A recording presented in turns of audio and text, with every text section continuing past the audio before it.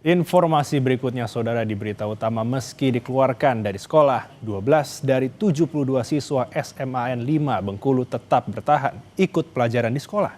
Namun mereka mendapatkan perlakuan yang tidak menyenangkan dari pihak sekolah. Meski telah dikeluarkan dari sekolah, 12 dari 72 siswa yang dikeluarkan dari SMA Negeri 5 Bengkulu masih menuntut hak mereka untuk kembali bersekolah. Namun perjuangan mereka tidaklah mudah. Mereka harus belajar mandiri dengan berpindah-pindah tempat, seperti di perpustakaan sekolah, kantin sekolah, hingga rumah kuasa hukum mereka.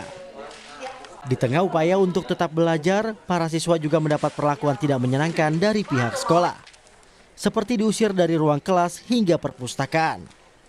Padahal tak banyak yang diinginkan oleh 12 siswa ini, hanya ingin bersekolah di tempat mereka mendaftar. Dan urusan kami di situ hanya belajar. Setelah itu kami dipermalukan oleh kepala sekolah di depan umum, di depan teman-teman, dan itu hal yang gak wajar buat kami dipermalukan seperti itu. Setelah itu kami diusir dari kelas, kami diusir ke perpustakaan untuk belajar di perpustakaan. Setelah di perpustakaan, kami diusir secara halus oleh pihak perpustakaan dan sehingga kami belajar di kantin. Kami dipermalukan di halayak ramai. Kepala Sekolah SMA Negeri 5 Bengkulu Bihanudin mengaku, saat itu ia telah meminta operator SPMB untuk melakukan proses daftar ulang kepada 432 siswa yang diterima sesuai jumlah data pokok pendidikan.